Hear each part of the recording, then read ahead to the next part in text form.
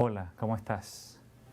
¿Te acuerdas de las palabras de Jesús cuando Él dijo que en la iglesia habrían lobos rapaces vestidos como de ovejas? Yo soy el Pastor Muñoz. En esta producción titulada Desenmascarando al Lobo, vas a aprender acerca de un grupo específico que hace guerra contra la Iglesia Adventista del Séptimo Día. Ellos se llaman a sí mismos los Adventistas del Séptimo Día Davidianos y dicen creer en un mensaje llamado la vara del pastor. Seguro que si estás viendo esta producción es porque tienes interés en el tema de la vara del pastor. Quizás algún miembro de tu iglesia está hablando acerca de la vara del pastor, o quizás has tenido a miembros y seguidores de la vara del pastor viniendo a tu iglesia queriendo distribuir literatura, CDs, DVDs y cosas así. En lo que vas a escuchar vas a aprender muchísima información válida y real acerca de lo que la vara del pastor es. El caballero que has de escuchar es el hermano Ismael Rodríguez. No solamente ha estudiado él los temas de la vara del pastor, pero él fue víctima precisamente de este movimiento, estuvo envuelto en él por varios años y siente hoy día él lo vas a escuchar diciendo, por ejemplo, que está agradecido a Dios porque el Señor lo libró a él 2 veces. Una vez lo libró del mundo y la segunda vez lo salvó también de las garras del lobo, de la vara del pastor. Que disfrutes desenmascarando al lobo.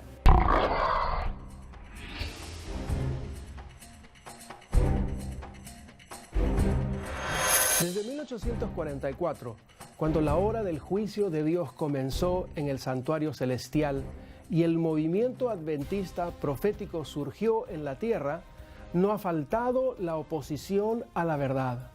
De vez en cuando, alguna persona o grupo se ha levantado para tratar de introducir el error o desviar a los creyentes del fundamento seguro, pero la causa de Dios ha seguido adelante.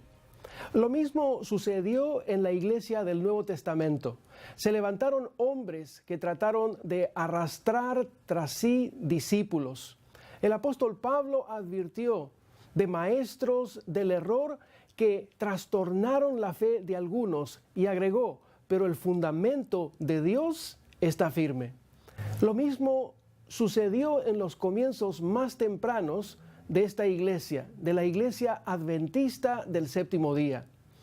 En el libro de Joyas de los Testimonios, en el tomo 1, el espíritu de profecía advierte de lo siguiente: continuamente surgen grupitos de personas que creen que Dios está únicamente con los muy pocos y muy dispersos. La influencia de tales tiende a derribar y dispersar lo que edifican los siervos de Dios. Los espíritus inquietos que desean constantemente ver y creer algo nuevo surgen de continuo. En una ocasión, ella escribió en el libro Testimonio para los Ministros, en la página 51 y página 52, lo siguiente: los que comienzan a proclamar un mensaje respaldados por su propia responsabilidad individual, quienes pretenden ser enseñados por Dios y sin embargo se ocupan especialmente en destruir lo que Dios ha estado edificando durante años, no están haciendo la voluntad de Dios. Sépase que estos hombres están de parte del gran engañador. No los creáis.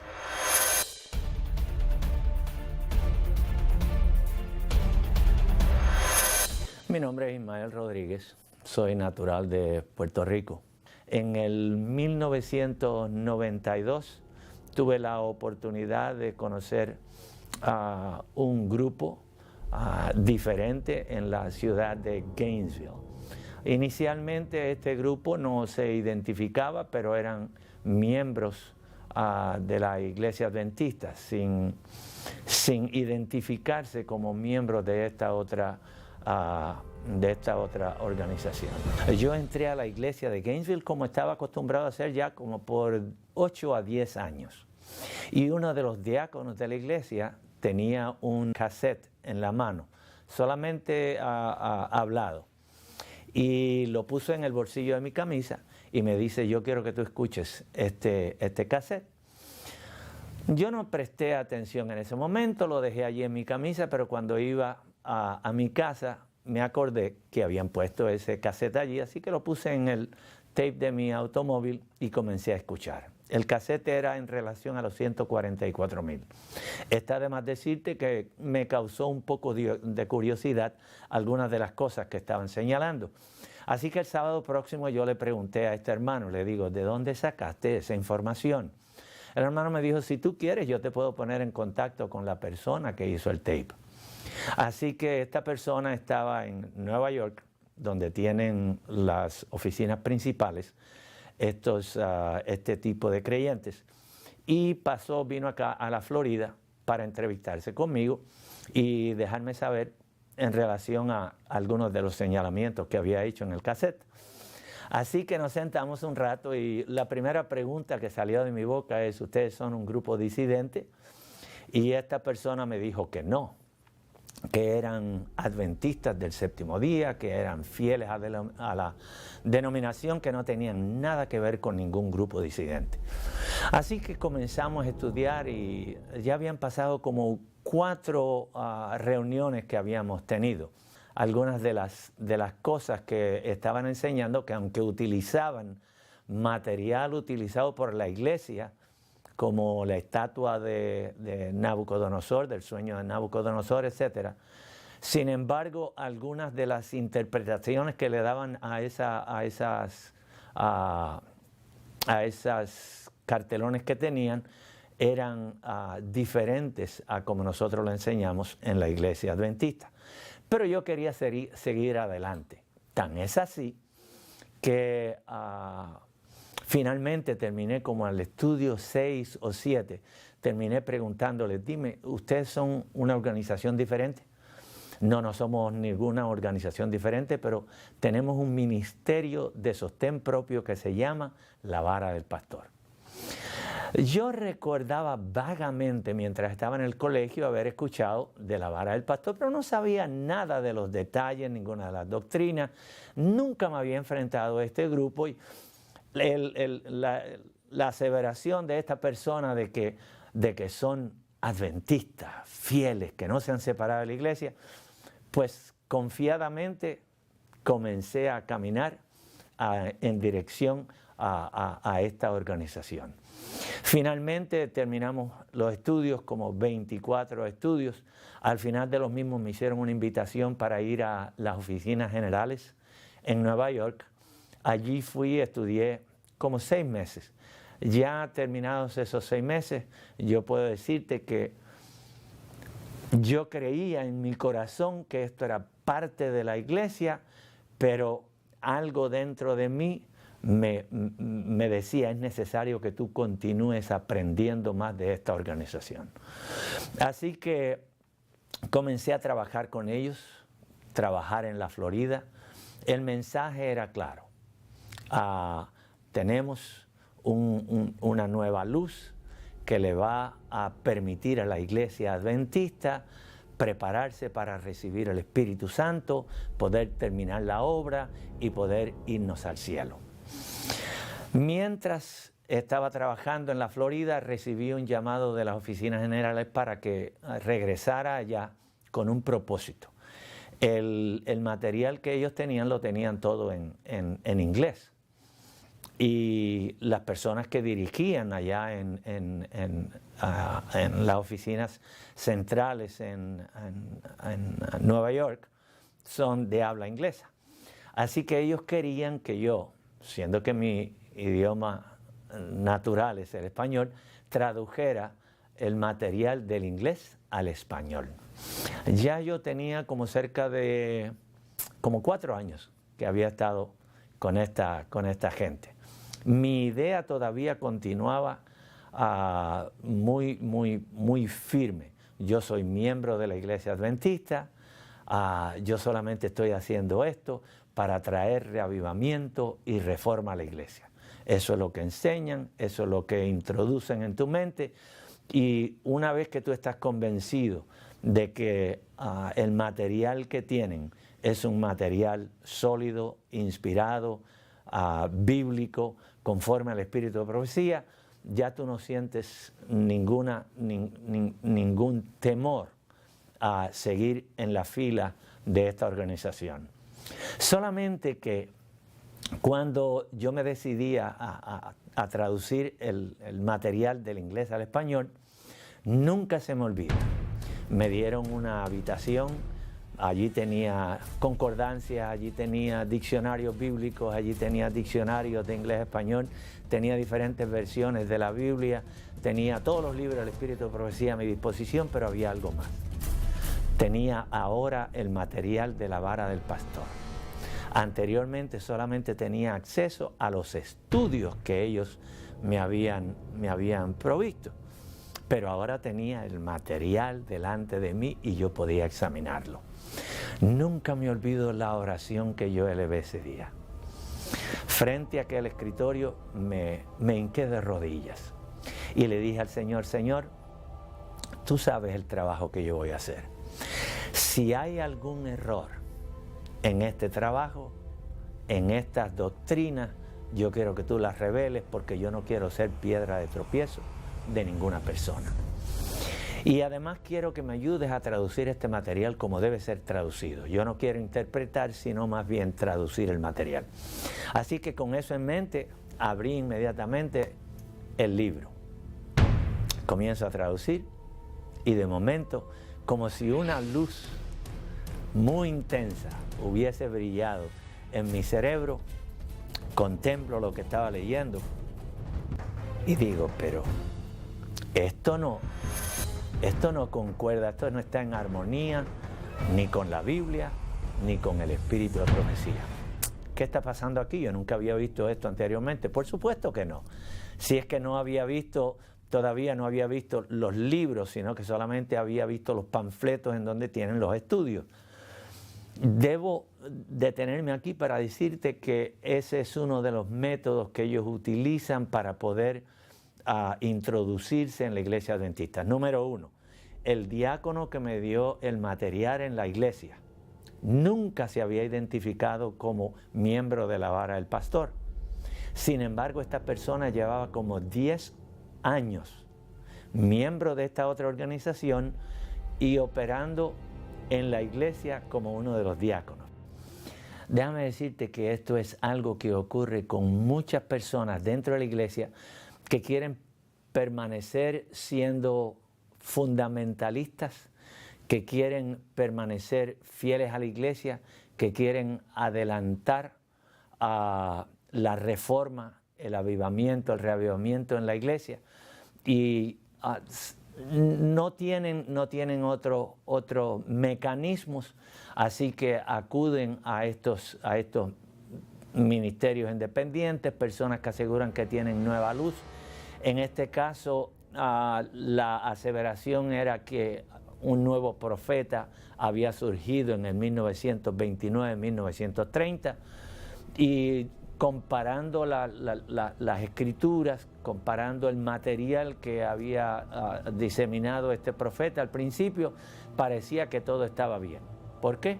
Porque ellos te dan solamente aquello que está de acuerdo con el espíritu de profecía, con la Sagrada Escritura.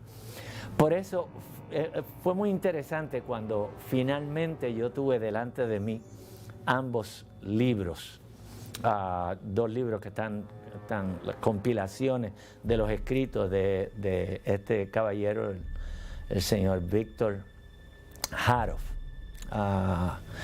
Él vino a los Estados Unidos en 1907, emigrado desde Bulgaria. Así es que mientras estaba estudiando, comencé entonces, el Señor finalmente quitó las escamas de mis ojos y finalmente pude comenzar a ver algunos de los errores doctrinales. No quise ser rebelde a la visión, ya tenía suficiente, mi oración había sido contestada, así que de allí en adelante continué estudiando, investigando el material, pero no para traducirlo, sino para encontrar los errores que había en este material. Y así, eventualmente, en menos de 3 meses, ya había llenado una libreta que tenía, la había llenado con los diferentes errores doctrinales de esta organización. Inmediatamente que yo descubrí estos errores, llamé a los líderes de la organización y les señalé y les dije: miren, esto está completamente en contra de la Biblia, el espíritu de profecía, y yo tengo las citas bíblicas y las citas del espíritu de profecía, yo quiero compartirlas con ustedes, porque desde el principio ustedes me dijeron que esta era una organización adventista que estaba bajo la sombrilla, bajo la administración de la iglesia, pero ahora yo me encuentro que esto no es así. Mucho más, al ver la literatura de este señor Haroff, encuentro que su literatura está en una completa desarmonía con los escritos de la señora White y con las Sagradas Escrituras. Así que si ustedes en realidad son genuinos, son legítimos, son verdaderos adventistas que dicen que aman la iglesia como ustedes aseguran amarla, yo quiero que se sienten conmigo y escuchen. Inmediatamente les señalé el primer error. Este señor asegura que Cristo va a trasladar todo el panorama del juicio investigador que se está llevando a cabo en el cielo ahora, va a ser trasladado a la tierra.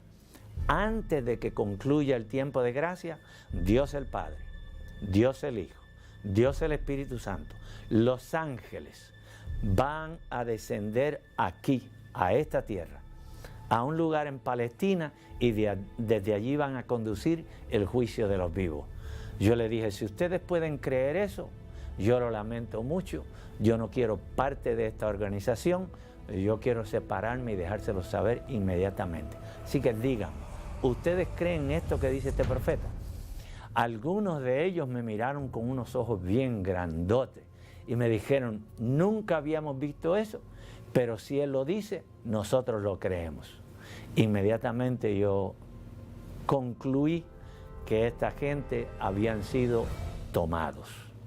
Así pues, les dije: yo voy a tener un documento preparado para ustedes con todos los errores doctrinales que yo he encontrado y se los haré llegar. Me tomó como 3 meses más preparar el documento con todos los errores doctrinales de la vara del pastor. No todos, porque todavía después seguí encontrando otros errores mientras continué estudiando, investigando la literatura. Pero los que envié creí que eran suficientes. Ellos enviaron el vicepresidente a nivel de la Asociación General, como ellos le llaman, allá en New York. Lo enviaron a mi casa con unos cuantos de los ministros davidianos, ministros de la vara del pastor, y estuvieron en mi casa desde las 8 de la mañana como hasta las 8 de la noche. Allí yo les presenté lo que yo había encontrado, sin haber tratado de refutar ninguna de las presentaciones que yo les hice. 2 de ellos me miraron fijamente a los ojos y me dijeron: déjenme decirle, usted tiene su profeta, Elena G. de White, nosotros tenemos el nuestro, Víctor Haroff. Uno de los ministros estaba inundado de lágrimas en los ojos. Una hermana que fue con ellos también estaba llorando. Yo le pregunté: ¿y ustedes dos por qué lloran? Y el ministro me dijo: porque yo debo confesar que hoy usted ha abierto nuestros ojos y estamos seguros que la vara del pastor es un error. Pero en el caso mío, yo le he hecho tanto daño a la iglesia adventista, he hablado tanto en contra de la iglesia adventista, que me daría vergüenza regresar a pedir que me hicieran nuevamente miembro de la iglesia. Y la señora consintió en lo mismo y dijo: es imposible que yo regrese a la iglesia. Yo prefiero irme al mundo que regresar a la iglesia. Una cosa sí debo decir: yo sentí una carga infinita, una carga enorme por aquellas personas que yo había influenciado dentro de la iglesia adventista para hacerse miembros de la organización de la Vara del Pastor. No de la iglesia de la Vara del Pastor, porque ellos no edifican, no construyen iglesias. Ellos siguen adorando en la iglesia adventista porque ellos tienen la idea de que muy pronto el Señor va a descender para eliminar, para matar todos los adventistas que no acepten el mensaje de la Vara del Pastor. Van a ser muertos y solamente 144,000 van a quedar vivos. Entonces todos los bienes de la iglesia adventista, el dinero, el material, los edificios, va a pasar a ser parte de los davidianos, porque ellos siguen siendo miembros de la iglesia adventista, la mayor parte de ellos. Así que lo que yo hice fue dedicarme a buscar a aquellas personas a quienes yo había influenciado, particularmente a las dos personas que me habían introducido a esta organización, el diácono y el anciano de la iglesia de Gainesville. Para la gloria de Dios, tengo que decirle que con el anciano solamente me tomó como un mes y medio. Un hombre muy inteligente, consagrado al Señor, inmediatamente vio la luz, inmediatamente vio los errores en esta organización, dijo, yo no quiero más parte con ellos, regresó a la iglesia y hoy día es un miembro fiel de la iglesia. En cierta oportunidad, en Testimonios para los Ministros, en la página 51 y página 52, ella escribió lo siguiente: los que comienzan a proclamar un mensaje respaldados por su propia responsabilidad individual, quienes pretenden ser enseñados por Dios, sin embargo se ocupan especialmente en destruir lo que Dios ha estado edificando durante años, no están haciendo la voluntad de Dios. Sépase que estos hombres están de parte del gran engañador. No los creáis. Se están aliando con los enemigos de Dios y de la verdad. Se burlarán de la orden del ministerio como de un sistema de clericalismo.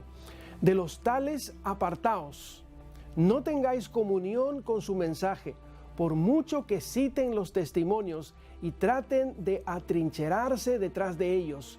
No les recibáis, porque Dios no les ha encomendado que hagan esta obra. El resultado de una obra tal será la incredulidad. Los testimonios y en lo posible anularán la obra que ha estado haciéndose durante años. Lamentablemente, un grupo llamado La Vara del Pastor, conocido también como Davidianos del Séptimo Día, se ha levantado en años recientes y ha publicado literatura en donde se exponen extravaganzas fantásticas e imaginativas. Algunos que tienen en alta estima los escritos de la hermana White son engañados al aplicar mal las citas del espíritu de profecía. La iglesia adventista tiene una misión muy especial para este tiempo. Apocalipsis 12, versículo 17, es bien claro. Entonces el dragón se airó en contra de la mujer, se fue a hacer guerra contra el resto de la simiente, los que guardan los mandamientos de Dios y tienen la fe de Jesús. Apocalipsis 14 te da el mensaje de los tres ángeles. Temed a Dios, darle gloria, darle honra, porque la hora del juicio es venida. Salid de Babilonia, pueblo mío.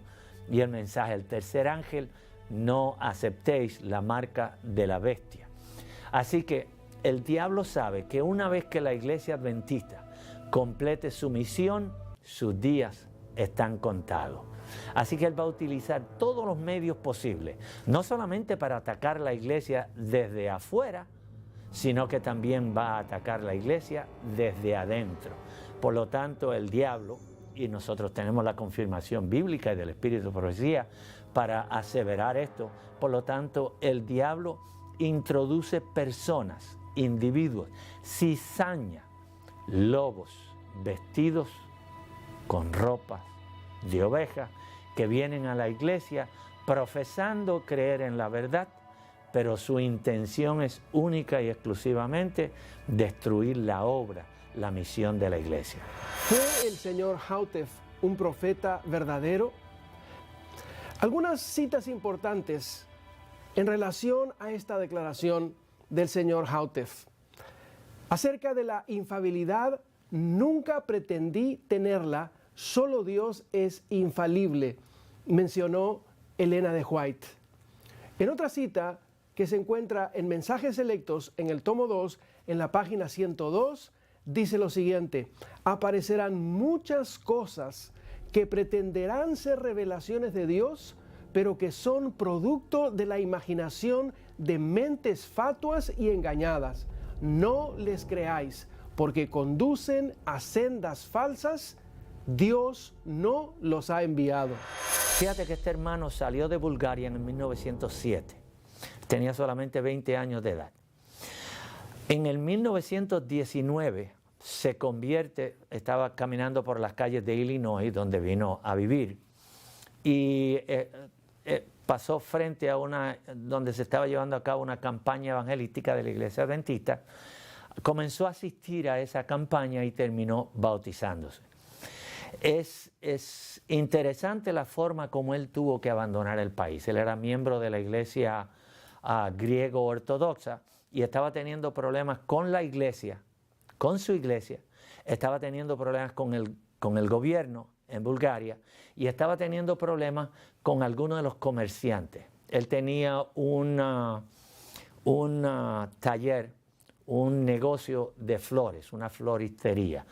Y los otros mercados de flores que había en el lugar notaron que este hombre estaba bajando los precios en una forma drástica y entonces le estaba robando prácticamente el negocio a los demás establecimientos, actuando prácticamente en una forma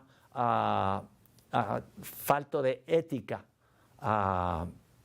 comercial con los demás.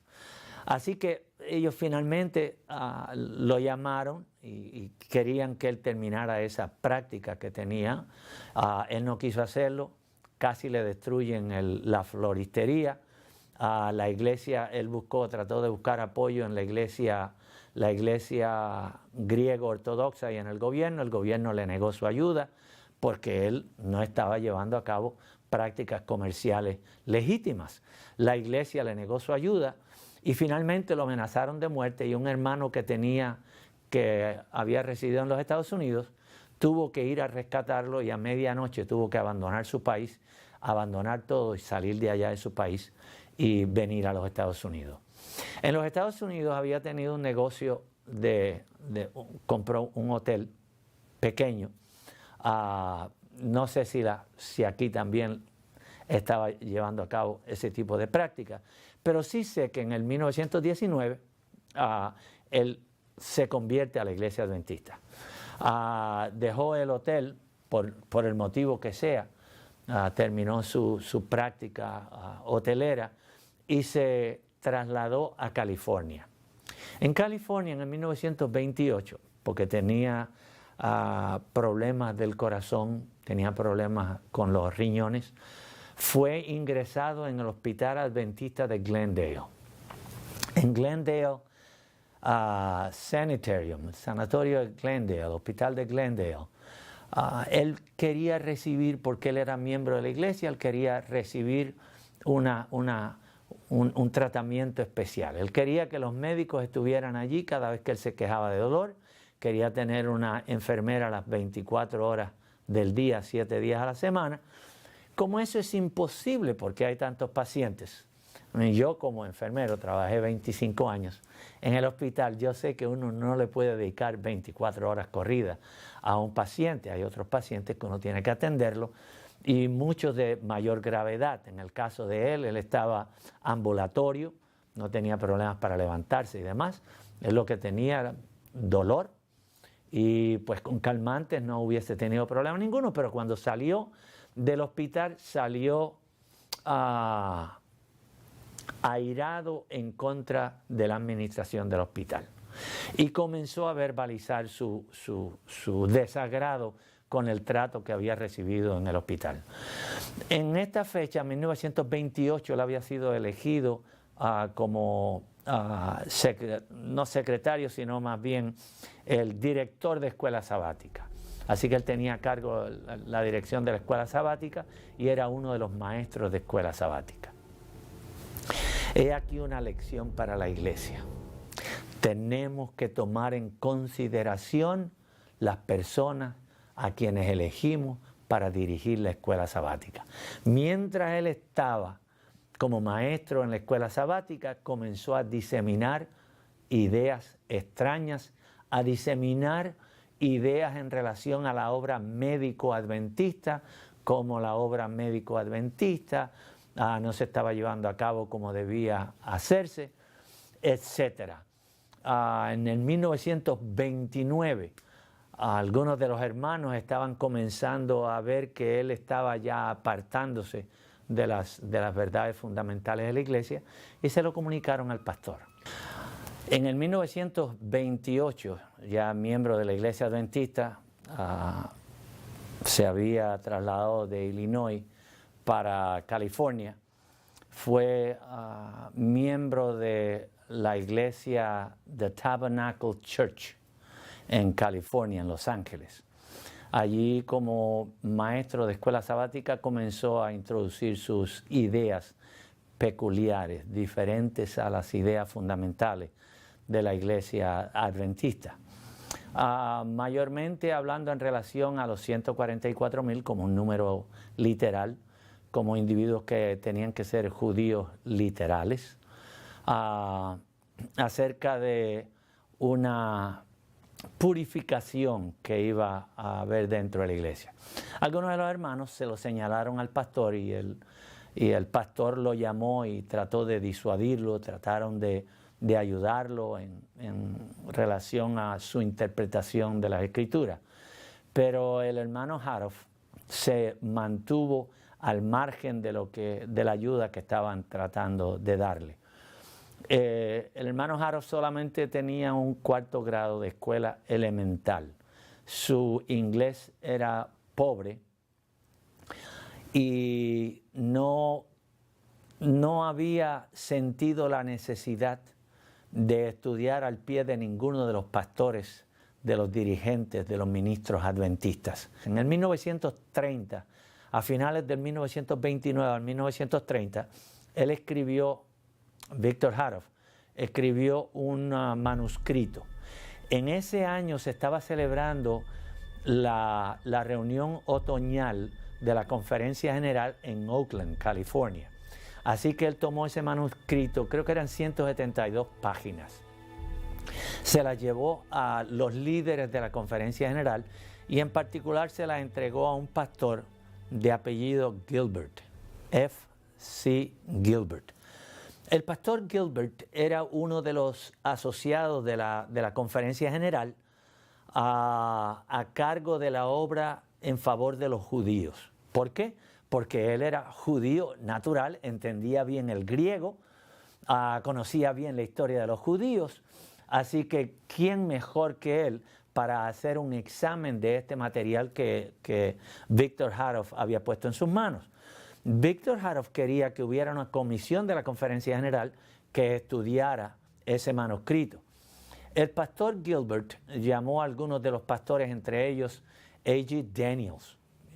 A.G. Daniels era un hombre muy conocido dentro de la iglesia adventista, había sido presidente de la Asociación Australiana, había sido presidente de la Asociación General aquí en los Estados Unidos, fue el hombre que escribió el libro sobre justificación por la fe, así que Gilbert llama al pastor Daniels. El pastor Daniels le dice, ¿tú tienes problema alguno en responder al manuscrito? Él le dice que no, así que él examinó las doctrinas de Víctor Haroff y le envió un manuscrito de regreso.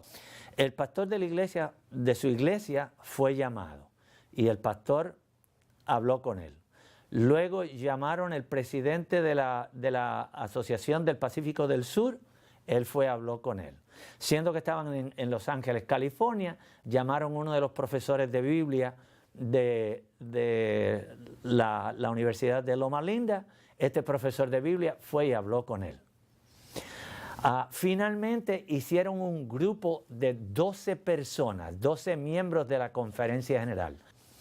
Le dieron una semana completa, le dijeron, usted va a tener una semana completa, nosotros vamos a pagar, vamos a correr con todos los gastos para que usted haga sus presentaciones. Se reunieron el primer día a las 10 de la mañana y comenzaron.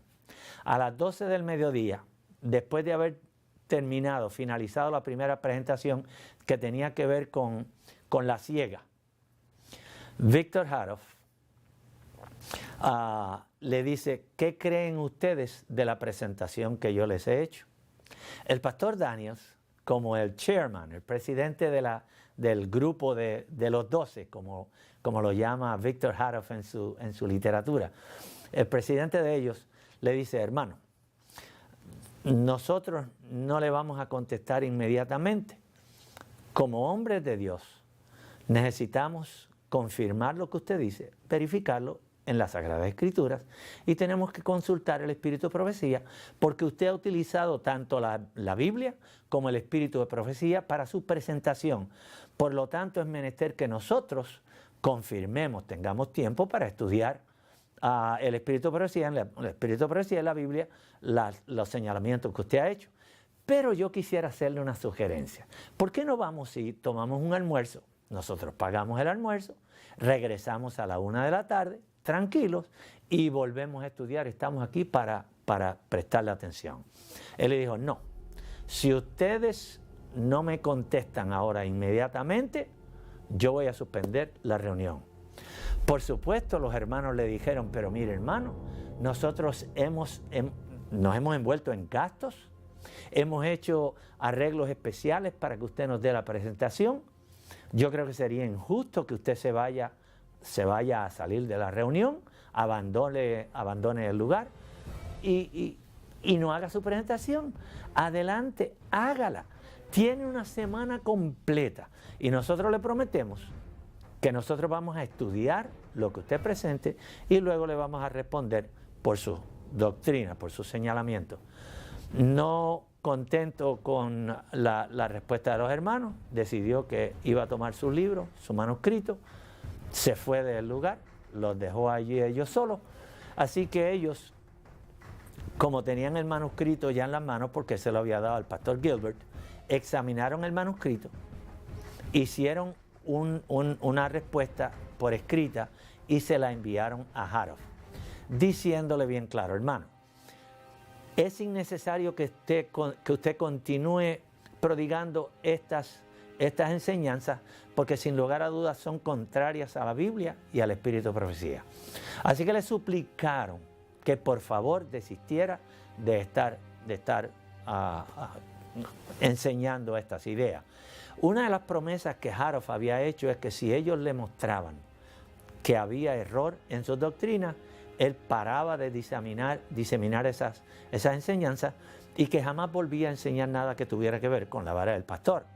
Por supuesto, no cumplió su promesa. Entonces, en vista de esto, el pastor de la iglesia donde él estaba asistiendo se reunió con él, reunieron la junta de la iglesia, le invitaron a que fuera a la junta para él explicar por qué no debía ser desfraternizado. Lo pusieron a prueba un tiempo y finalmente ya a fines del año 1930 tuvo que ser desfraternizado de la iglesia porque no quiso desistir de sus enseñanzas. En el 1932 escribió una segunda parte, un segundo volumen. El título del libro, ahora ya oficialmente publicado como un libro, se llamaba La vara del pastor, volumen 2. El primero se llamaba La vara del pastor, volumen 1. De allí que el grupo, la organización, de ahí en adelante continuó llamándose La vara del pastor. En el 1934, él decidió que se iba a trasladar de California para Texas. Él quería conseguir un lugar en donde pudiera hacer un compound, un campamento. Y en un viaje a Texas encontró que había 167 acres o cuerdas de terreno disponibles. Así que salió de California entre 1934 y 1935. Salió de California acompañado de 11 individuos más. Mientras estaba en Waco, él comenzó a solicitar los diezmos y ofrendas de los hermanos. No solamente que le enviaran un diezmo, sino que él solicitaba, si querían ser buenos davidianos, rodistas, pues que le enviaran un segundo diezmo, además de las ofrendas. Este campamento, este compound, inicialmente él lo denominó, lo llamó el Monte Carmelo. ¿Por qué lo llamó el Monte Carmelo, Mount Carmel?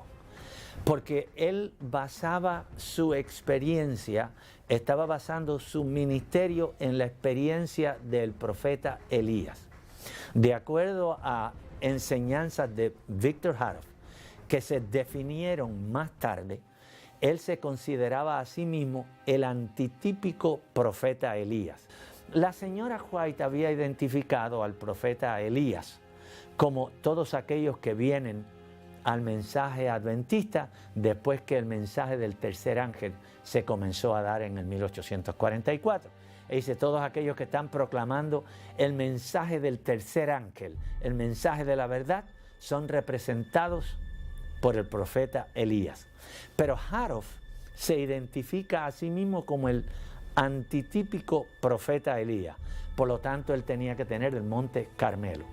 Dicho sea de paso, más tarde él señala que así como Elías tuvo un duelo, un encuentro con los profetas de Baal, también el Elías moderno, eso es, Victor Tasho Haroff, el hombrecito de Bulgaria, como él se denominaba a sí mismo, porque era de pequeña estatura, dice que él va a tener también un encuentro, un duelo con los profetas de Baal moderno. ¿Por qué generalmente se conocen los miembros de la vara del pastor hoy día como davidianos? La razón es porque en el 1937-38, Victor Haroff comenzó a desarrollar ideas basadas en Ezequiel 36, Ezequiel 37, Isaías 11, Oseas capítulo 1 y 2, en donde las promesas que el Señor le hizo al Israel antiguo, que las 10 tribus serían nuevamente traídas, regresadas de Asiria y de las ciudades, las diferentes naciones del mundo donde fueron diseminadas, que las iba a traer de allá y que iba a traer a aquellos que quedaron en Babilonia, traerlos nuevamente a Palestina, a Israel, para reunirlos como pueblo y restaurar el reino de Israel. Esas promesas del Antiguo Testamento, en donde dice que el lobo va a pastar con el cordero y el buey comerá, el león comerá paja como el buey, etc. Todas esas promesas él las toma, número uno, no solamente como literales, sino que van a tener cumplimiento en la vara del pastor. Este hermano, Victor Haroff, entendía que la promesa hecha a Israel en el Antiguo Testamento no contenía condiciones, por lo tanto el reino iba a ser restaurado a los judíos. Y en nuestros días nosotros vamos a ver nuevamente ese reino restaurado, establecido en Palestina, tal como lo describe Isaías 9, Isaías 11, Ezequiel 36, Oseas 1 y 2. Por supuesto, si tú tienes un reino, tienes que tener un rey, ¿no es cierto? Así que, ¿quién mejor para ser el rey en ese reino que el señor Victor Tasho Haroff? Y en uno de sus señalamientos, él indica que él va a sentarse en el trono de David para reinar físicamente, literalmente, desde Palestina. Que primeramente este reino va a ser constituido por 144,000 que van a ser llevados a Palestina antes de que termine el tiempo de gracia. Pero esos 144,000 se le van a añadir 200 millones de personas. Y él utiliza para eso Apocalipsis 10 y 11, para señalar que son 200 millones de personas que se le van a unir en Palestina. Este reino en Palestina va a ser edificado con la ayuda de gentiles que van a ir a cooperar con ellos. Y además de eso, de esos 200,000, entonces se le va a unir como resultado del fuerte pregón que van a dar estos 144,000 judíos que van para Palestina, va a venir una gran multitud. Y una vez que venga esa gran multitud, entonces este reino se va a extender hasta toda la tierra, de forma tal que toda la tierra va a ser evangelizada para Cristo. Y esto va a tomar lugar antes de que termine el tiempo de gracia.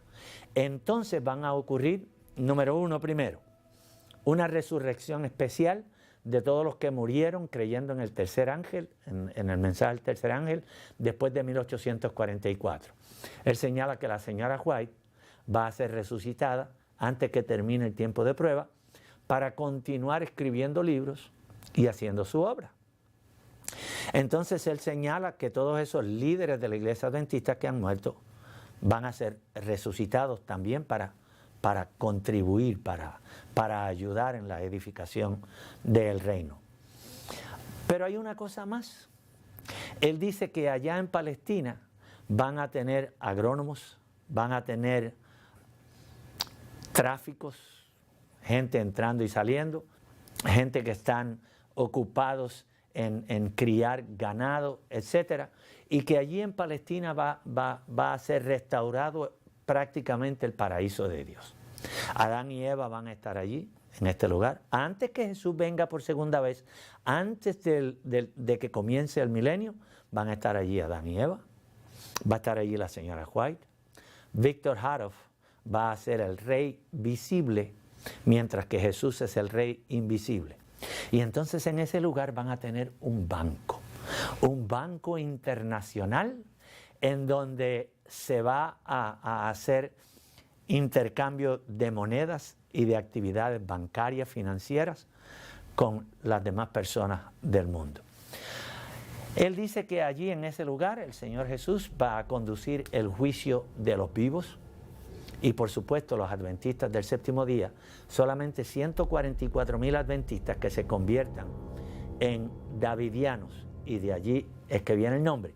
Él va a ser el antitípico David, el antitípico David. Los seguidores del señor Hautef lo consideraban el Elías que había de venir.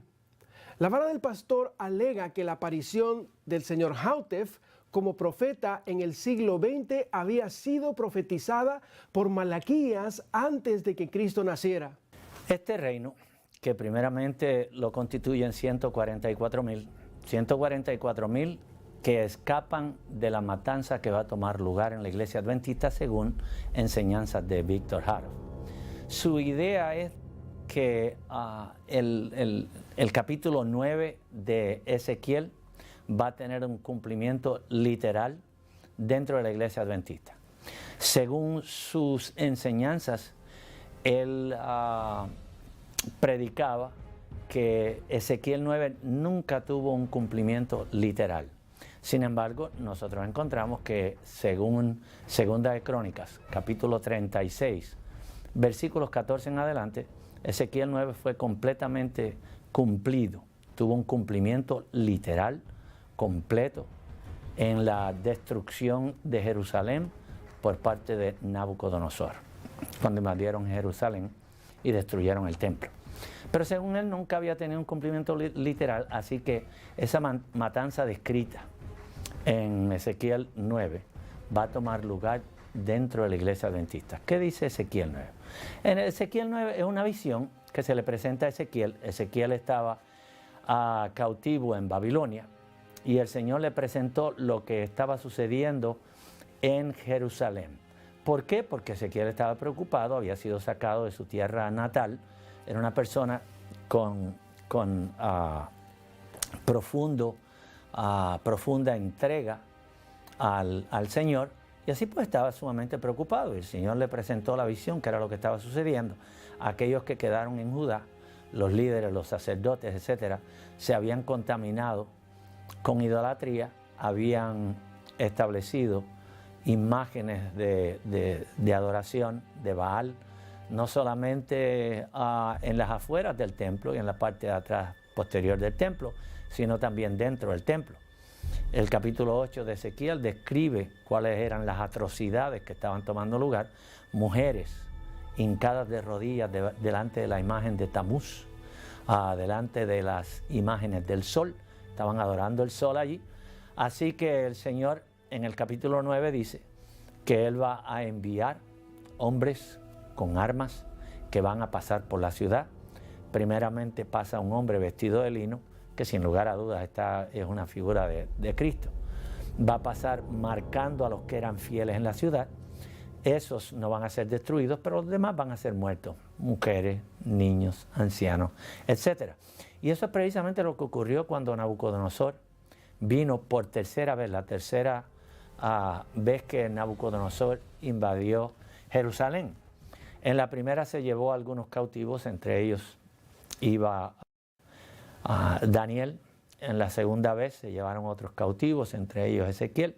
Y la tercera vez, esta vez vino y destruyó el templo, se llevaron los vasos del templo, que más tarde el rey Belsasar de Babilonia, mientras estaba borracho, los utilizó y Dios terminó el imperio babilónico como resultado de esa desecración de esos objetos santos en el templo. Pero de todas maneras, Víctor Haroff cree que Ezequiel 9 nunca tuvo un cumplimiento literal, por lo tanto va a tener un cumplimiento literal ahora en la iglesia adventista, que durante 7 días el Señor va a descender, va a poner un sello entre aquellos que han aceptado la vara del pastor como el mensaje de la hora, y los que no lo aceptan dentro de la iglesia adventista. Van a pasar 5 ángeles del Señor por los hogares y por las iglesias adventistas, matando todos los adventistas que no acepten la vara del pastor. Si uno estudia cuáles son los principios, los modales, los conceptos que toman lugar en la mayor parte de estos movimientos fanáticos que hemos visto, como el de David Koresh, Jones, todos ellos han hecho la misma cosa. Número 1, aíslan las personas. Número 2, los intimidan. Y una vez que están intimidados, entonces se les hace fácil para controlarlos. Y esto es lo que hizo Víctor Haroff, precisamente. Intimidó a las personas. Si ustedes no aceptan la vara del pastor, entonces van a ser degollados por los ángeles del Señor. Algunas de las cosas que creen esta gente en la vara del pastor, número 1, ellos no creen en Mateo 28. Ellos no creen que ellos tienen la encomienda de la Gran Comisión, que indica que nosotros debemos ir a todo el mundo a predicar el Evangelio. Según las enseñanzas de la vara del pastor, ellos creen que tienen que ir a las ovejas perdidas de Israel. Y las ovejas perdidas de Israel no son sino los adventistas del séptimo día, que no han aceptado la vara del pastor. Él predicó que en el 1929-1930 el Señor le dio un año a la iglesia adventista para aceptar las doctrinas davidianas. De lo contrario, el Señor los iba a vomitar de su boca. Así que por lo tanto, desde el 1930-31 en adelante, para los davidianos, aquellos que siguen a Víctor Haroff, que cree que va a ser el antitípico David, a todos los que lo siguen, creen que la iglesia adventista cayó de la gracia de Dios. Por supuesto, ellos no se atreven a decir abiertamente que la iglesia adventista es Babilonia, porque saben que hay citas del Espíritu de Profecía que dicen claramente que la iglesia adventista nunca ha sido, no es, ni será Babilonia. Así que ellos no se atreven a proferir tal señalamiento. Pero sin embargo dicen que es una iglesia que cayó de la gracia de Dios, que es una iglesia apóstata. Cuando tú buscas los sinónimos, el significado de la palabra apóstata, y tú defines en términos generales a la iglesia adventista como una iglesia apóstata, estás diciendo prácticamente que la iglesia adventista es Babilonia, porque Babilonia es un pueblo apóstata en un completo estado de confusión. Así que ellos siempre le dan la vuelta al asunto para decir lo que ellos quieren decir sin tener que decirlo directamente. Otra de las cosas que ellos no hacen, ellos no tienen hospitales, no tienen centros de salud, no tienen ningún tipo de obra médica. Ellos no visitan las prisiones, no tienen ningún tipo de evangelismo en las prisiones. No creen en el evangelismo público, en otras palabras. Tú no vas a encontrar ningún davidiano haciendo una campaña de evangelización en favor ni de los viciosos, ni de los adictos, ni de las prostitutas, ni de los inconversos, ninguna de esas personas. Ellos, la única encomienda de ellos es ir a la iglesia adventista del séptimo día, a infiltrarse en la iglesia para que los miembros de la iglesia adventista se constituyan, se hagan miembros de la organización davidiana. No tienen evangelismo ninguno entre los inconversos. Ellos no van a repartir ningún tipo de literatura como El deseado de todas las gentes, El camino a Cristo. Ninguna de esa literatura es compartida por miembros de la organización davidiana con personas que no sean adventistas. Eso está dirigido específicamente a la iglesia adventista. No contribuyen financieramente a la iglesia adventista. Por boca, por escritura del mismo Haroff, dice, ¿cómo es posible que nosotros apoyemos, sustanciemos la obra adventista si ellos son nuestros enemigos? Así que desde el principio la idea de Víctor Haroff es que la iglesia adventista es la enemiga de Dios, que son el obstáculo para el adelanto de la obra, y en su mente todo lo que está es eliminarla.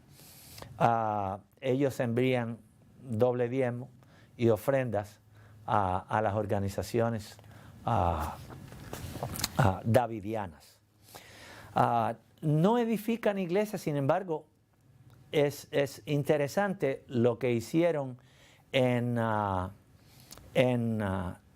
Saint Lucia, Santa Lucía, en el Caribe. Los hermanos estaban ya cansados de tener los davidianos allí sábado tras sábado, interrumpiendo la clase escuela sabática, tratando de introducir sus enseñanzas, que finalmente le dijeron, miren, esto es lo que vamos a hacer. Esta iglesia que nosotros construimos por tantos años, nosotros se la vamos a regalar para que ustedes se reúnan aquí y nosotros vamos a construir otra iglesia. Ellos tomaron la palabra de los hermanos, dennos la llave de la iglesia, contentísimos, tomaron posesión de ese edificio y los hermanos fueron y construyeron una iglesia en otro lugar. Tan pronto terminaron la iglesia en el otro lugar, ¿quiénes eran los primeros presentes? Sino los davidianos. En lugar de cumplir su palabra, ya les regalaron un edificio. Vayan y reúnanse al edificio. Cerraron el edificio. Entonces se reunían por las tardes, después que terminaba el culto en la iglesia adventista, que ellos habían interrumpido todo lo que querían en la iglesia adventista. Entonces van y se reúnen para estudiar sobre la vara del pastor. Lo mismo utilizaron, el mismo método utilizaron en México, por lo menos en 2 congregaciones de las cuales yo tengo conocimiento. En Carolina del Sur, Estados Unidos, en la ciudad de Salem, Carolina del Sur, está la única iglesia davidiana que ellos han construido alguna vez. Tuve la oportunidad de estar en esta iglesia, predicar en esa iglesia, conocer los hermanos. Eran amistades de Víctor Haroff. Dicho sea de paso, 2 de los ministros en esa iglesia entrenaron con Haroff, Víctor Haroff directamente, eran parte del compound, del campamento Mount Carmel en Waco, Texas, y ahora están dirigiendo la obra desde allí, desde Salem, Carolina del Sur. Allí tuve la oportunidad de conocer quien fuera una de las cocineras personales de Víctor Haroff. Le hice una invitación para que fuera a mi casa. Se quedó en mi casa por 5 meses. En 5 meses tuve la oportunidad de conocer en íntimos detalles lo que ocurría allí en el campamento Mount Carmel. Te puedo decir lo que pasó con las niñas que había en ese lugar, los niños cómo se desarrollaban, cómo los criaban, cómo conducían la educación allí en ese lugar. El abuso no solamente físico, sino de otras índoles que tomó lugar allí. Te puedo decir las personas, los ministros que cometieron esos abusos. Y lo que ella me dijo lo vi confirmado después en la página impresa en un libro que se llama The Batman in Waco, el hombre malo de Waco. Lo escribieron dos periodistas de Texas, uno de ellos de apellido Braley, el otro no recuerdo el nombre, pero todavía yo tengo el libro. Y ellos entrevistaron davidianos que llegaron a Texas desde comienzo, desde el origen, desde el 1935, 36, 37. Y basado en esas entrevistas ellos conocían las indiscreciones sexuales que habían tomado lugar, lo que estaba sucediendo y todo lo que sucedió con esos niños y demás, yo lo vi confirmado en ese libro, lo que esta señora me había dicho. Particularmente porque esta señora, no menciona el nombre precisamente por eso, porque ella fue una de las personas víctimas de allí, de ese campamento. Según los davidianos, estos 144,000 personas son de la iglesia adventista, miembros de la iglesia adventista, tienen que ser descendientes judíos, judíos literales. En el caso mío, yo le pregunté, bueno, ¿y si yo no tengo ninguna descendencia judía? Cuando yo comencé a caminar dentro de las filas de los davidianos. Y la respuesta fue, Dios sabe. Si tú no fueras descendiente judío, Él no te hubiera invitado a ser parte de esta organización. De allí yo tengo que inferir que Harov era judío. Y por supuesto, si era judío, él se iba a inclinar por la restauración del reino judío al pueblo de Israel, porque no está pensando como gentil, no está pensando como cristiano, sino que está pensando como judío. Y yo creo que mi conclusión tiene peso después de haber leído toda la literatura de este hombre, en donde él se identifica con uno de los 144,000. Y si él dice que los 144,000 tienen que ser judíos literales, obviamente él tenía que considerarse a sí mismo, conocer, saber que él era judío. Además de ser judíos literales, estos individuos tienen que ser conversos adventistas, no pueden ser de ninguna otra denominación, tienen que ser adventistas. Por lo tanto, ellos justifican de esa manera que su trabajo solamente se ha dedicado a la obra adventista. Por supuesto, sobre las manifestaciones, los señalamientos de Víctor Harov, está la orden, la gran comisión del Señor Jesús. Y el Señor Jesús dijo, id por todo el mundo y predicar el Evangelio. El mensaje del tercer ángel es claro. Temer a Dios, darle honra, porque la hora de su juicio es venida. Y la visión de Juan es muy significativa cuando ve que este ángel está volando por en medio del cielo, lo cual implica que es una obra completamente mundial. Apocalipsis 7 nos dice bien claro que los 4 ángeles estaban sobre los 4 puntos cardenales de la tierra, lo cual implica que es una obra mundial. Apocalipsis 11 nos dice bien claro, 10 y 11 nos dice que los pies de Jesús estaban puestos a un lado de la tierra y al otro lado de la tierra, lo cual implica que la obra es mundial. Sin lugar a dudas, el último esfuerzo que el Espíritu Santo va a hacer en favor de la humanidad es un esfuerzo mundial. Así que cuando ellos señalan que la obra que ellos tienen es estrictamente para la iglesia adventista, sin lugar a dudas están yendo en contra de los señalamientos bíblicos claros, en donde dice que el Evangelio ha de abarcar el mundo entero. Y además del señalamiento bíblico tenemos el espíritu de profecía, gracias a Dios por el espíritu de profecía. La iglesia adventista tiene una gran bendición en este tiempo y yo creo que es interesante que una de las primeras cosas que él señaló en sus escritos En el tercer tratado en que él hizo, él dijo que todas sus escrituras podían ser comparadas con el espíritu de profecía porque él estaba en perfecta armonía con el espíritu de profecía. Pero estudiando la literatura de Víctor Haroff, yo me encuentro que él estaba en completa desarmonía con el espíritu de profecía, y no solamente con el espíritu de profecía, sino también con las Sagradas Escrituras. De acuerdo a Víctor Haroff, cuando él escribió su primer manuscrito y lo compartió con los dirigentes de la Conferencia General, él dice que de allí en adelante comienza a contar el año de prueba que Dios le da para la iglesia, y al final de la misma, la iglesia cae de la gracia de Dios.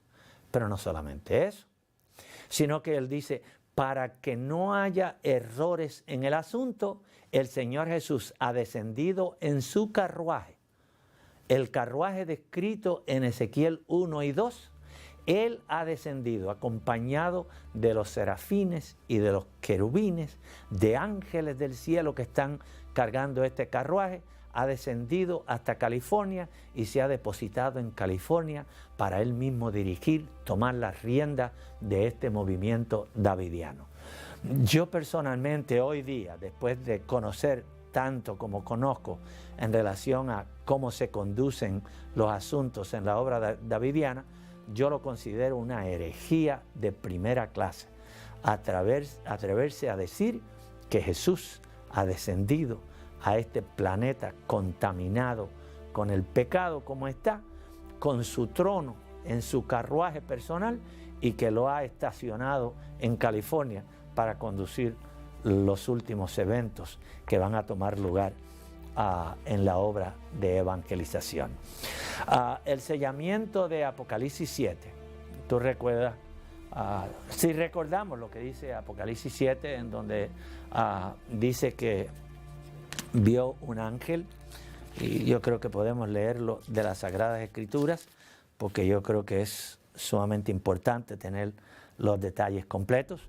Dice, después de esto vi 4 ángeles en pie sobre los 4 ángulos de la tierra, que detenían los 4 vientos de la tierra, para que no soplase viento alguno sobre la tierra, ni sobre el mar, ni sobre ningún árbol.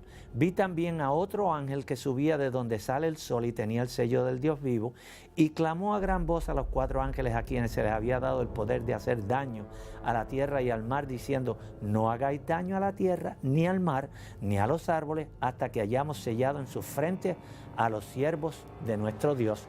Y oí el número de los sellados, 144,000. De acuerdo a las enseñanzas de Víctor Haroff, este sellamiento comenzó en el 1929 con la introducción de las enseñanzas davidianas. Cuando consultamos los escritos de la sierva del Señor, por ejemplo, primeros escritos, la página 118, la sierva del Señor dice, luego vi el tercer ángel.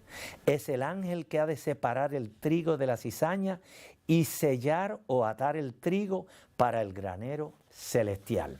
Así que sin lugar a dudas ya la señora White, el instrumento que el espíritu de profecía utilizó después del 1844, había identificado al ángel del sellamiento. Y no hay duda cuando nosotros leemos Apocalipsis 7 que el que va a conducir el sellamiento es el mismo Jesús, pero no lo va a hacer desde California, desde Los Ángeles, California. Otra de las cosas que ellos enseñan es que no solamente va a haber un sellamiento, sino que van a haber 2 sellamientos. Un sellamiento en la iglesia adventista y un sellamiento para el mundo. Un tiempo de gracia que concluye para la iglesia adventista y un tiempo de gracia para el mundo. Que va a haber 2 regresos, venidas del Señor Jesús a esta tierra. Una para matar todos los adventistas que no aceptan el mensaje davidiano, y la segunda para regresar por segunda vez con todos los ángeles. Además de eso, él señalaba que siendo que cuando Jesús viene, Él va a poner sus pies sobre el Monte de los Olivos, entonces el Monte de los Olivos tiene que ser aplanado 2 veces.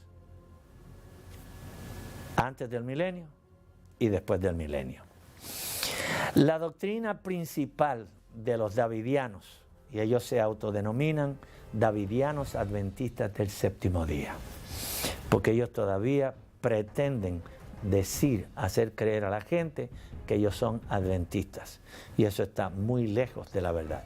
La doctrina principal de ellas está basada precisamente en este reino literal que es establecido en Palestina antes del cierre de gracia, antes de la segunda venida de Cristo, que no solamente va a estar ubicado en Palestina, sino que va a extenderse a toda la tierra. Mi pregunta clave, yo creo que es una pregunta legítima para los davidianos, para los creyentes de la vara del pastor. Si este reino ubicado en Palestina se va a extender a toda la tierra, ¿para qué necesitamos que Cristo venga por segunda vez? Si ya el mundo ha sido conquistado para Cristo, finalmente ya no tiene que destruirlo, porque ya se ha llevado a cabo la matanza de los adventistas infieles y se ha llevado a cabo la matanza de los no adventistas infieles, los que no aceptan el llamado de la vara del pastor a unirse a ese reino en Palestina. Así que no sería necesaria la segunda venida de Cristo. En este reino, según ellos, Dios lo va a establecer para proteger a los creyentes legítimos, verdaderos, de las 7 postreras plagas, de la persecución que va a venir como resultado de la ley dominical.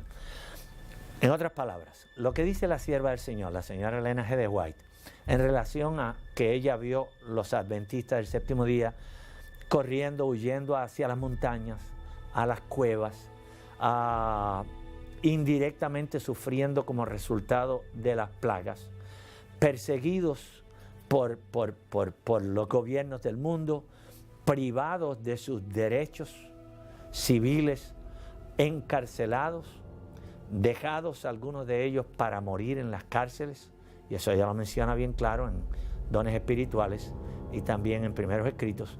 Todo eso, Víctor Haroff dice que no va a tomar lugar.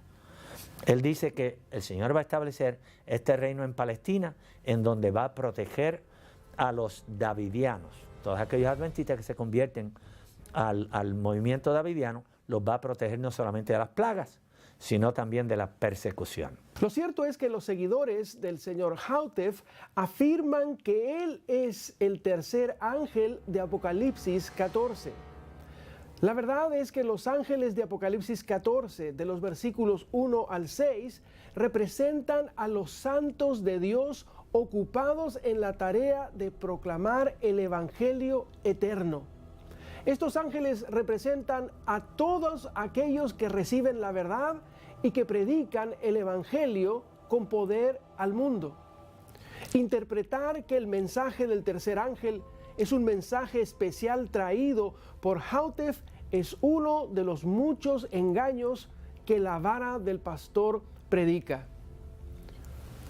Una cita que podemos aplicar es la que encontramos en Mensajes Selectos en el tomo 2 en la página 95, cuando la señora White escribió a un caballero que tenía las mismas características llamado Garmir.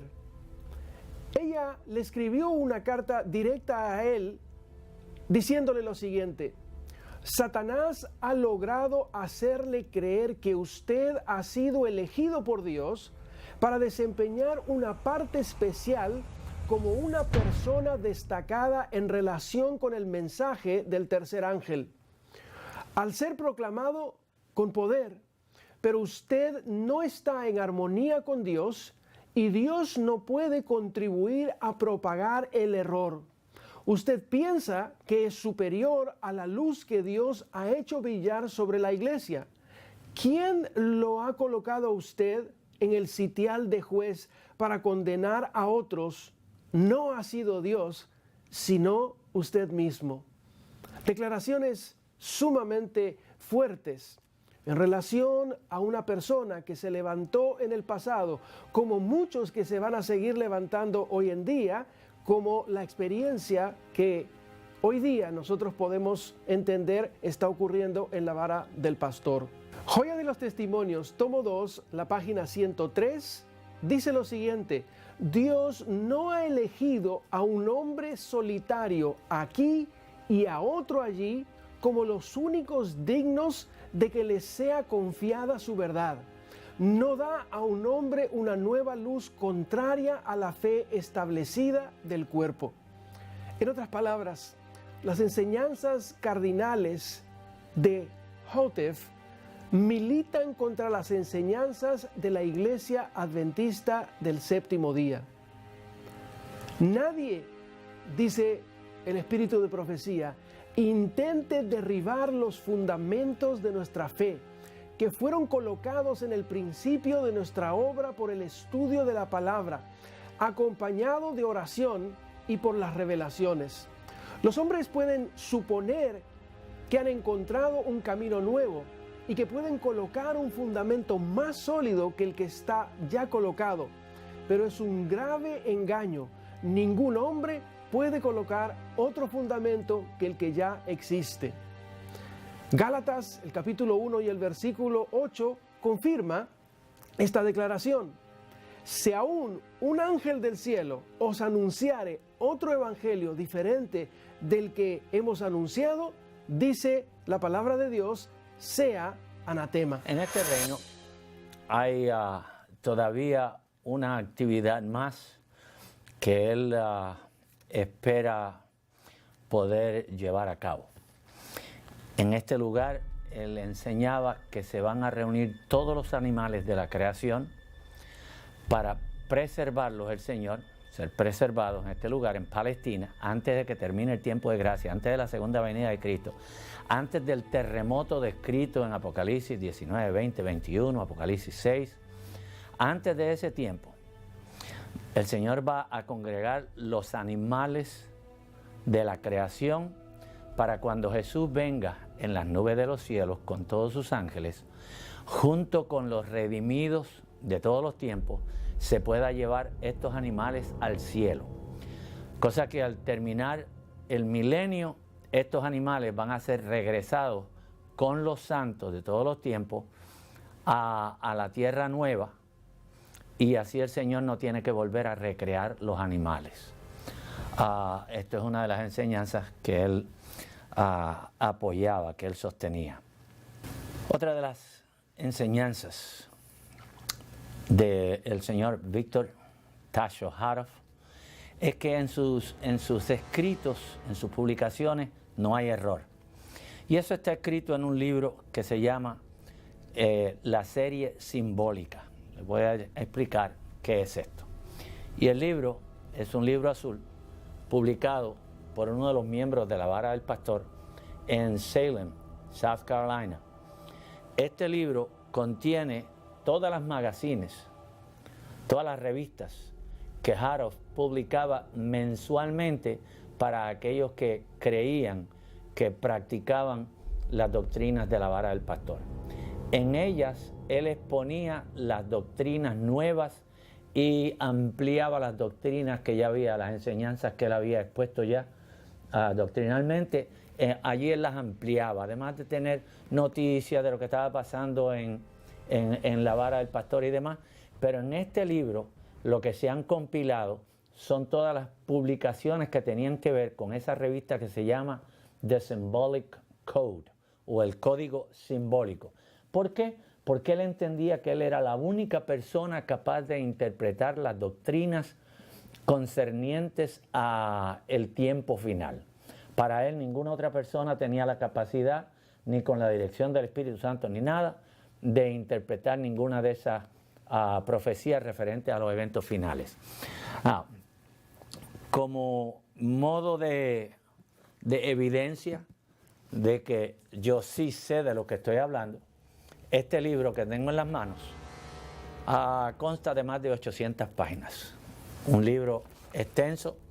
Allí tiene todas las enseñanzas de Víctor Tasho Hatoff.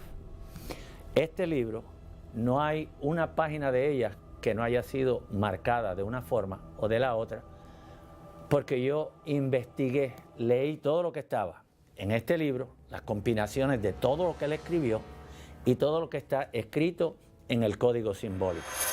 Testimonios para los ministros, la página 55 nos dice: desconfíen todos nuestros hermanos y hermanas de cualquiera que quisiera fijar una fecha en que el Señor ha de cumplir su palabra con respecto a su venida o con respecto a cualquier otra promesa. Houteff fijó el año de 1929 como la fecha en que Dios empezaría el sellamiento de los 144,000, desoyendo las palabras de la cita que hemos mencionado. Los que defienden el error dirán: así ha dicho Jehová el Señor, y Jehová no había hablado. Dan testimonio de la falsedad, no de la verdad.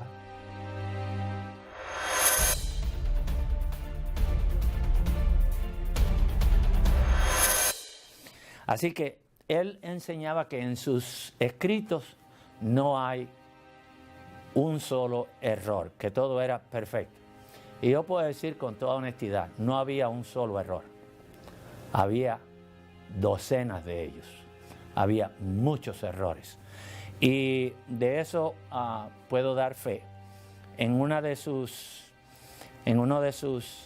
revistas, él tenía 15 revistas que se llamaban, ellos le llaman tratado, el tratado número 1, número 2, número 3, etcétera, hasta el 15. Y en el tratado número 7, en la página 34, está en el libro amarillo que les presenté, la serie de la vara del pastor. Ese es el título de ese libro amarillo en inglés, The Shepherd's Rod Series.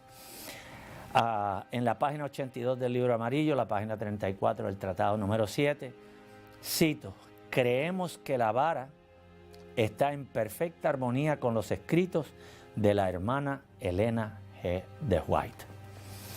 Luego de examinar sus escritos y compararlos con los escritos de la señora White, encontramos que eso fue una declaración falsa. Yo voy solamente a mencionar algunas de las enseñanzas básicas, lo que ellos enseñan. En su libro The White House Recruiter, el reclutador de la Casa Blanca, en las páginas de 9 al 11, Houteff examinó unos versículos de Segunda de Reyes, particularmente el versículo 17 del capítulo 6, Segunda de Reyes, capítulo 6, versículo 17, en donde la Biblia dice: y oró Eliseo y dijo: ruégate, oh Jehová, que abras sus ojos para que vea.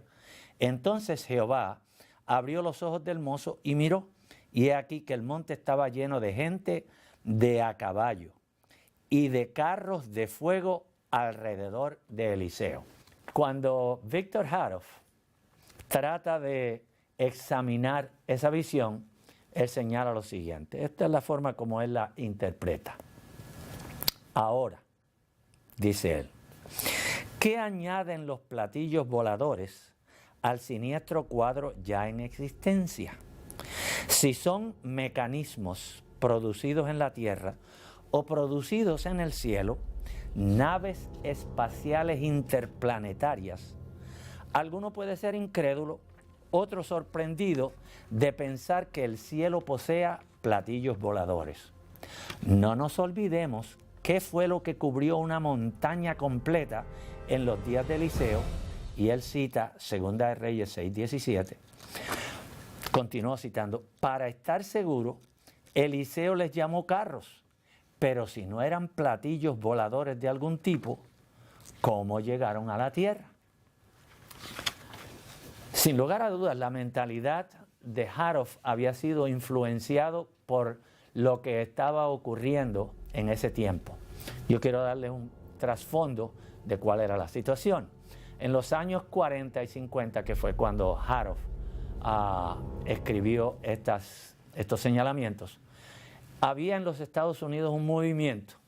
Dicho sea de paso, habían canciones populares que hablaban de los marcianos. Los marcianos llegaron ya, y decían que eran hombrecitos verdes que venían en platillos voladores, y se desarrolló un concepto que nosotros hoy día mencionamos mucho, el UFO, Unidentified Flying Objects, objetos voladores no identificados, los ovnis. Y a esos objetos le llamaban platillos voladores. Y aparecían en México, y aparecían en Latinoamérica, y aparecían en Europa. Y la gente aparecía con cámaras que habían grabado los platillos voladores. Víctor Haroff, influenciado por lo que estaba sucediendo y tratando de alcanzar popularidad en lo que él estaba publicando, dice, bueno, lo que descendió en el tiempo de Eliseo no fue sino otra cosa que platillos voladores. Los ángeles descendieron a esta tierra en platillos voladores. Dice, si son mecanismos, esto es máquinas. Ok, así que yo quisiera volver a leer, cosa que no haya duda en relación a lo que él estaba mencionando. Y dice, ahora, ¿qué añaden los platillos voladores al siniestro cuadro ya en existencia? Si son mecanismos producidos, y así dice él literalmente en inglés. Mecanismos no son otra cosa que máquinas. Si son mecanismos producidos en la tierra o producidos en el cielo, ¿por qué pensar que en el cielo se producen objetos mecánicos para viajar del cielo a la tierra? Haroff aún cuestionó algunos de los señalamientos bíblicos. Cosas tan simples como Apocalipsis 21:1. ¿Quién no ha citado alguna vez que el Señor va a hacer un cielo nuevo y una nueva tierra? Y en Apocalipsis 21:1 dice allí Juan, y vi un cielo nuevo y una tierra nueva, porque el primer cielo y la primera tierra se fueron, y el mar ya no es, no hay más mar. Sin embargo, en el tratado 9, o la revista número 9 de Víctor Haroff, en la página 30, cito lo que él dice. Las escrituras no dicen que no habrá mar en la tierra nueva. ¿Por qué? Porque él niega lo que está escrito en las Sagradas Escrituras. Él dice que en la tierra nueva va a haber océanos tal como los tenemos aquí en la tierra, que eso no va a cambiar en nada.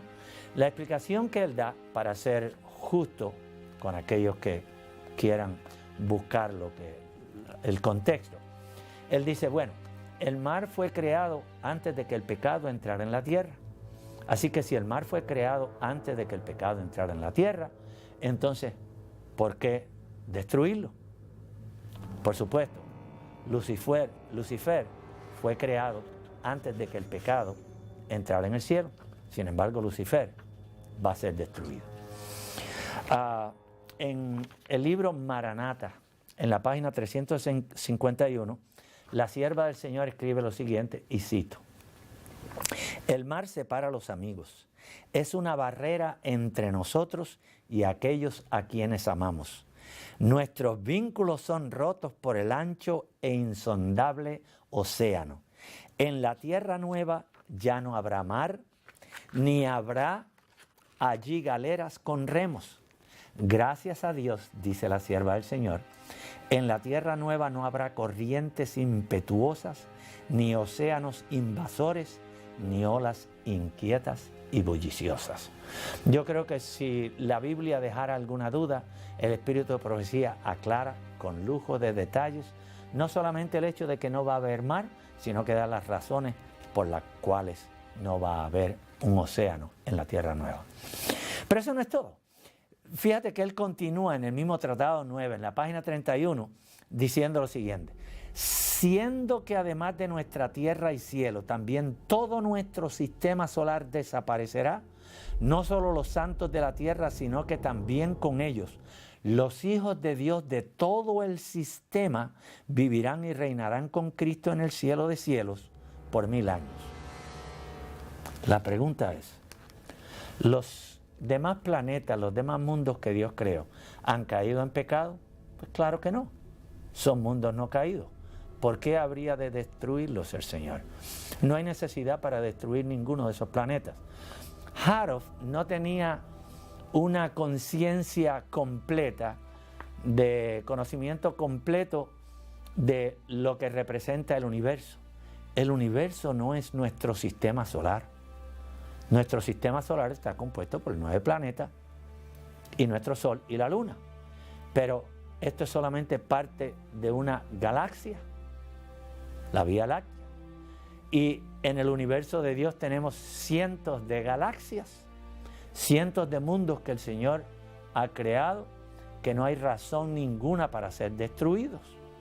Pero este hombre, que no tenía conocimiento de estos hechos, él cree que todo el sistema, y por todo el sistema, él implica todo el universo de Dios va a ser destruido, y por eso todos los hijos de Dios, los que han caído en pecado y los que no están en pecado, van a tener que vivir en el cielo por 1000 años. Houteff fundó su propia iglesia tiempo después de ser borrado de la iglesia adventista del séptimo día. Sus seguidores ocultan esto y se reúnen en nuestras iglesias por conveniencia. Lo cierto es que no tienen los medios económicos suficientes para poder comprar sus propios edificios. Por lo tanto, se reúnen en nuestras iglesias de tal manera que no pagan alquiler y al mismo tiempo hacen proselitismo con nuestros propios hermanos. Lo triste del caso es que no pagan diezmos a la iglesia adventista ni colaboran con sus finanzas locales. En febrero y marzo de 1934, Houteff empezó a convocar a los partidarios de sus interpretaciones, pero no fue hasta unos 8 años después que decidió organizarse como iglesia.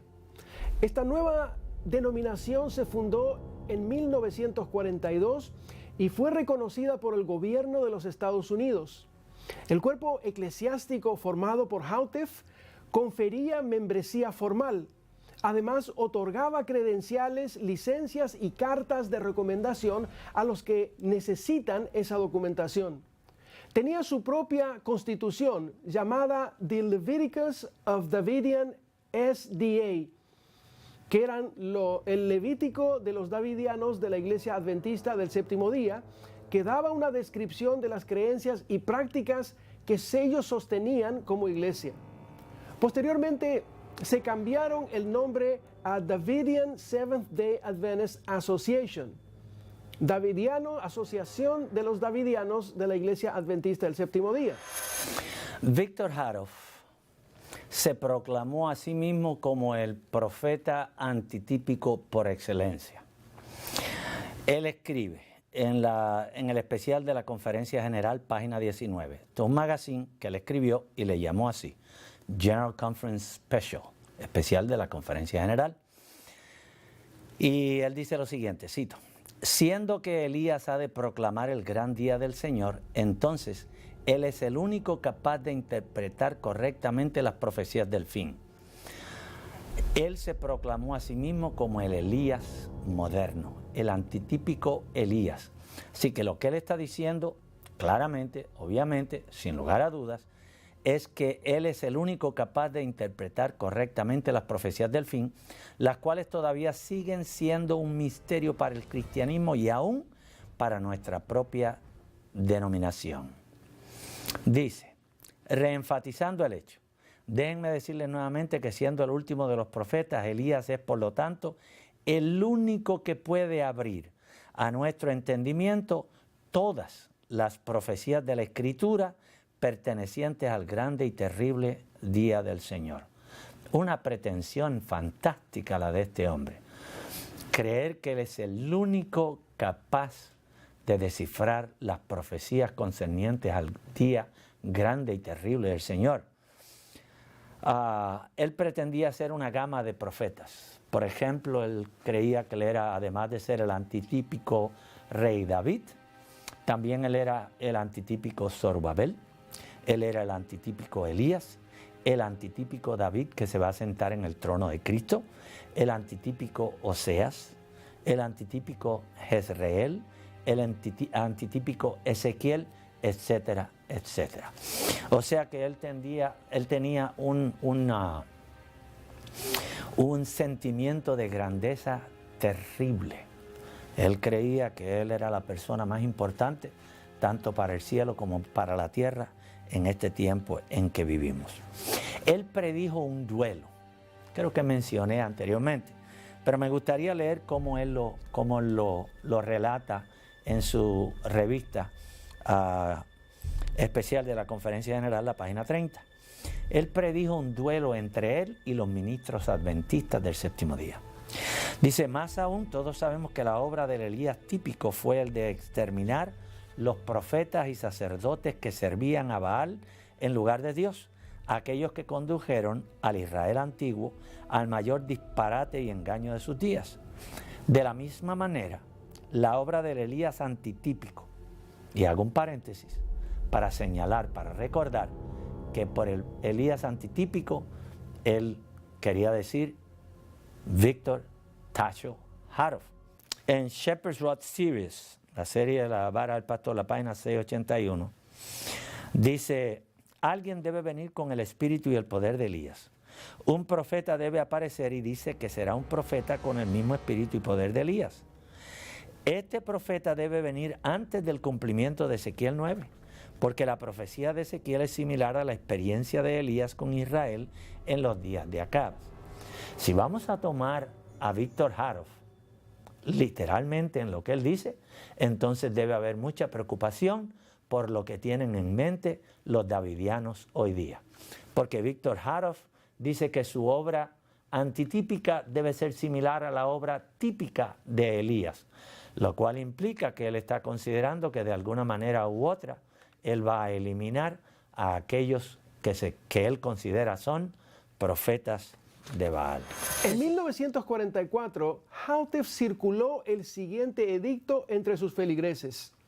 Todos los oficiales que sirven a los Davidian Seventh-day Adventist Association, como a todos los residentes de Mount Carmel, Texas, deben tener su certificado de membresía, lo cual demuestra que ellos se constituyeron en su propia organización y tenían su propia iglesia. Los oficiales que Hautef nombró para que administraran su naciente denominación eran en su mayoría familiares del presunto profeta. Esto causó mucho disgusto entre algunos de sus feligreses porque sintieron que se estaba dando un terrible caso de nepotismo. En la nueva iglesia, Hautef figuró como presidente, su esposa como tesorera. El secretario y otros administradores claves eran familiares cercanos. Hoy día, la vara del pastor tiene sus oficinas centrales en Nueva York y siguen asistiendo a la iglesia adventista del séptimo día los sábados por la mañana por conveniencia debido a que no tienen los medios financieros suficientes para poder conseguir sus propios lugares de adoración. Sin embargo, los sábados de tarde y durante la semana se reúnen en casas con el fin de arrastrar a nuestros miembros a que puedan creer y ser enseñados las doctrinas que ellos tienen. Harov dijo que él no moriría, pero en febrero 5 del 1955, en el hospital de Waco, Texas, el hospital bautista, allí falleció el señor Víctor Harov. Dicho sea de paso, la señora White aconsejó que ninguna persona que se interesaba en el matrimonio debía considerarlo como una cosa liviana.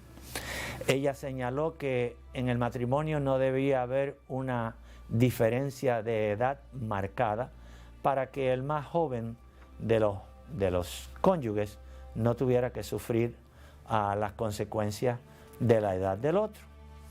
Recalcó ella que si la persona estaba enferma, la persona de edad mayor, que todavía mucho menor debía ser la intención de casarse con una persona más joven. Sin embargo, a los 53 años de edad, enfermo con enfermedad del corazón, del riñón, Víctor Harov se casó con una niña de 17 años que se había criado allí mismo en el Monte Carmelo. De allí en adelante, en 1962, uno de los miembros de la organización davidiana, de apellido Rodham, él era israelita por descendencia, se había mudado a Israel para comenzar a preparar el lugar donde se iba a establecer el reino de Harov. Regresó para los Estados Unidos al ver que Harov había muerto, que la esposa había tomado el mando y la esposa había vendido la mayor parte del campamento, y él se quedó con un terreno en Texas que estaba cerca de Elk. Ese lugar él lo llamó el Rancho Apocalipsis, Ranch Apocalypse, y comenzó lo que se conoce dentro de las organizaciones davidianas como The Branch Davidians, los davidianos de la rama. Estos son los davidianos que fueron asaltados por la ATF, la organización, la agencia de los Estados Unidos, en el 1993, en donde perecieron cerca de 80 niños y unos cuantos adultos. Lamentablemente a eso condujo las interpretaciones, las equivocaciones, los señalamientos del señor Víctor Haro.